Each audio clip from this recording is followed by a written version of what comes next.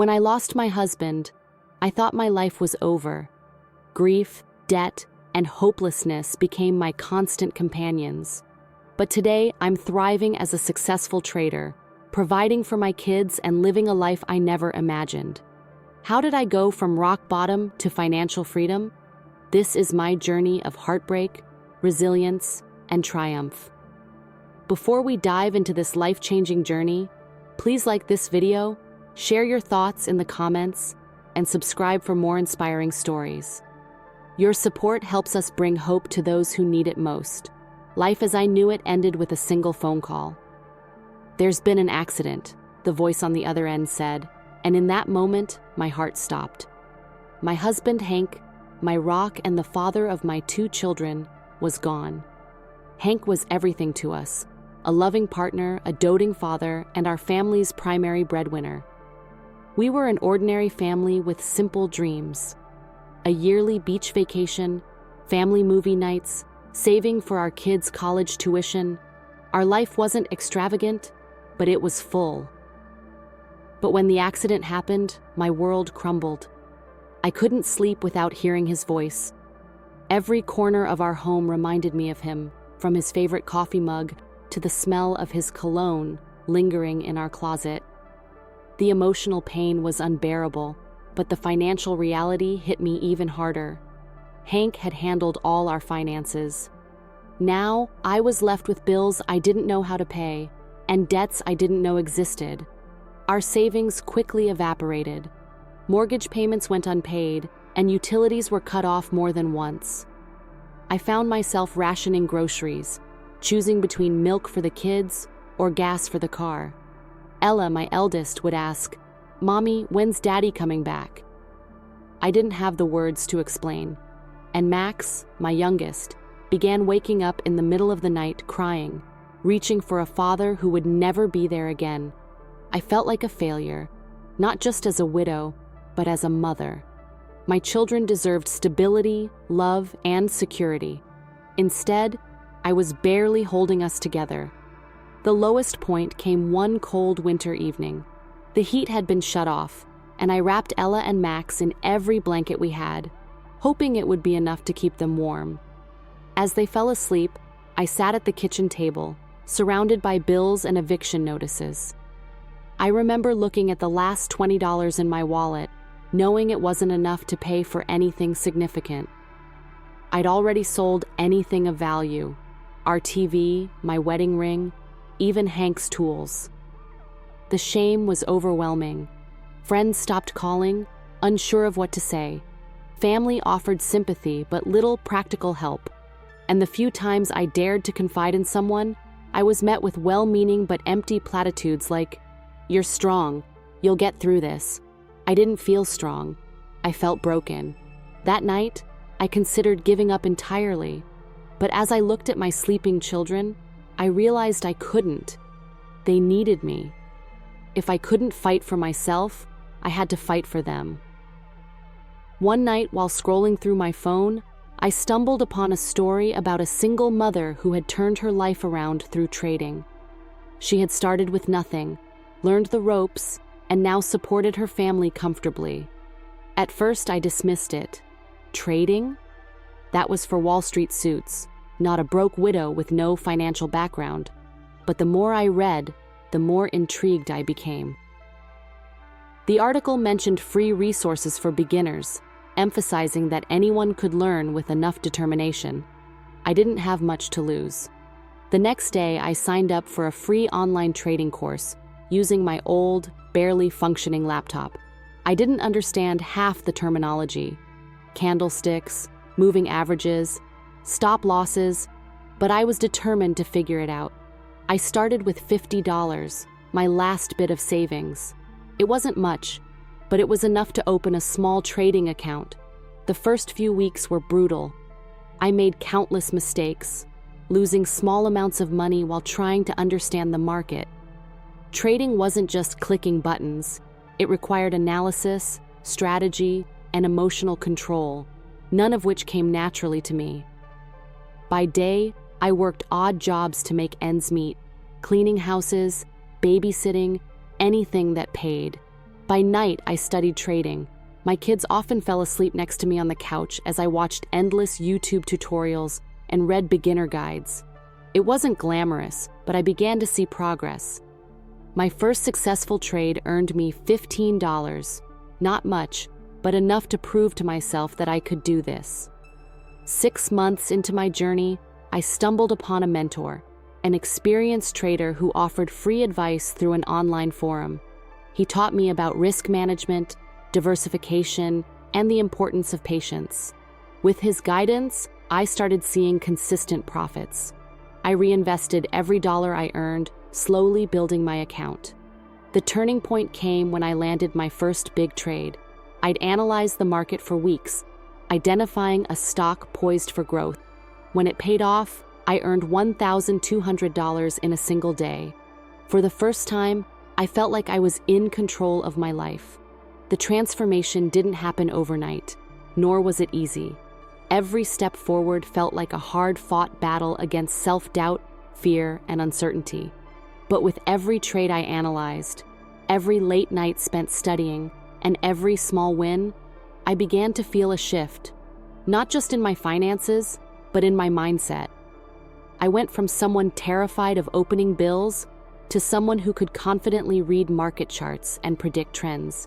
Trading wasn't just about numbers and profits anymore. It was about reclaiming a sense of control over my life. It was a lifeline in a storm that had nearly drowned me. One defining moment came when I taught Ella, my eldest, how to read a candlestick chart.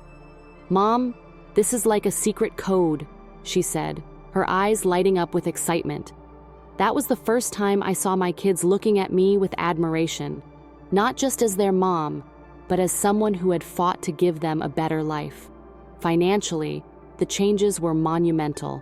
I wasn't just making ends meet anymore. I was building a foundation. The day I opened a savings account for Ella and Max was one of the proudest moments of my life. For the first time, I wasn't just surviving. I was planning for the future. But the transformation wasn't only about money. I found myself becoming someone new, someone who could take risks, learn from failures, and adapt to challenges. I became more patient, disciplined, and focused. There were emotional victories too. Trading became a therapeutic outlet, giving me something to channel my energy into and a distraction from the lingering grief. Every successful trade felt like a small triumph over the tragedy that had once consumed me. The day I paid off the last of my debt was unforgettable. I stood in the bank with tears in my eyes, clutching the receipt that symbolized freedom from the weight of financial struggle. I wasn't just a widow anymore. I was a provider, a role model, and a woman who had rebuilt her life from the ashes. Another transformative moment came when I was able to donate to a local charity supporting single mothers. I remembered the nights I spent crying, wondering if I'd ever escape my situation. Now I was in a position to help others in similar circumstances. The gratitude I felt was overwhelming. It wasn't just about giving back, but about closing the circle of struggle and triumph. Today, trading has become more than a career. It's a symbol of what I've overcome.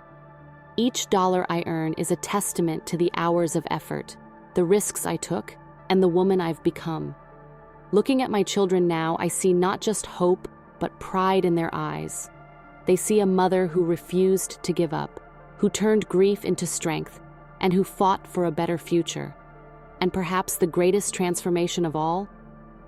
For the first time in years, I see that pride in myself too. Today, I'm a full-time trader earning over $100,000 a year.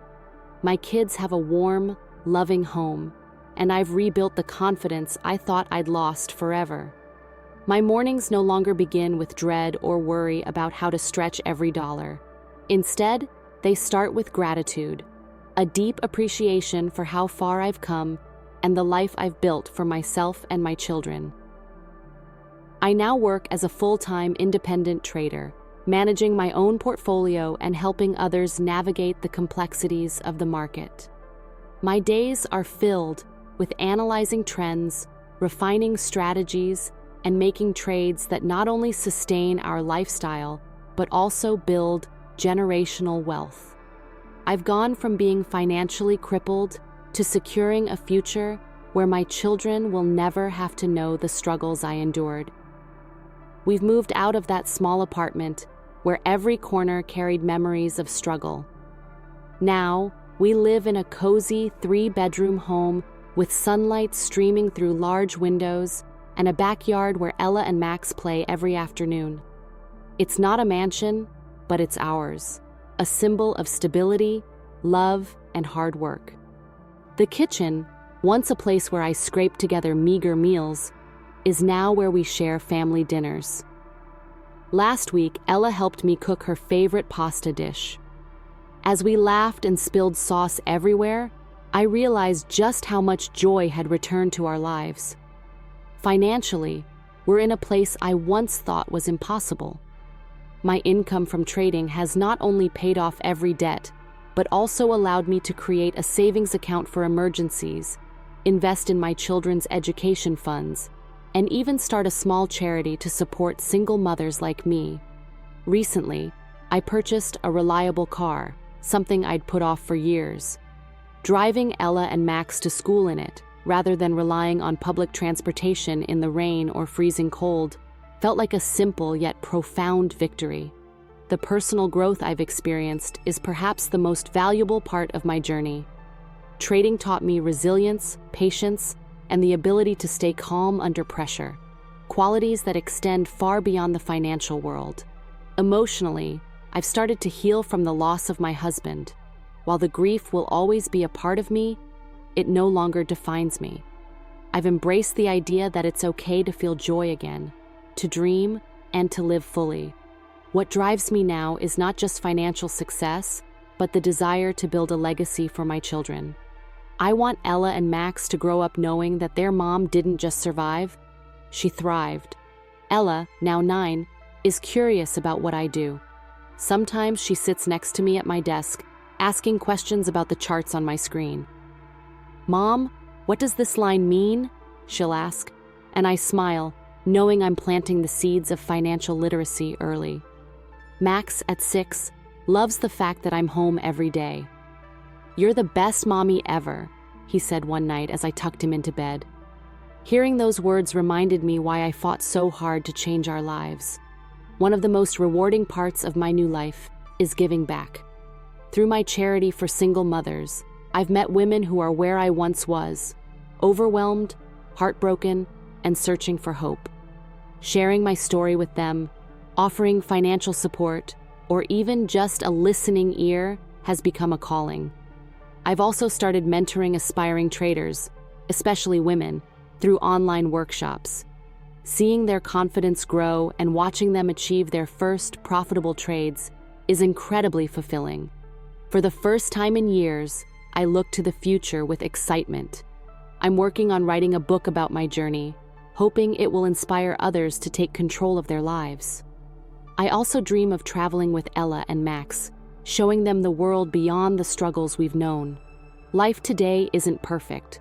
No life is, but it's full. It's a life built on resilience, love, and the belief that even in the darkest times, transformation is possible. I went from a widow on the brink of despair to a woman who reclaimed her life, her dreams, and her happiness. And that, I've learned, is the greatest success of all. Thank you for watching my story. If I can rise from nothing, so can you. Please like, comment, and subscribe for more stories of hope and transformation. See you in the next video.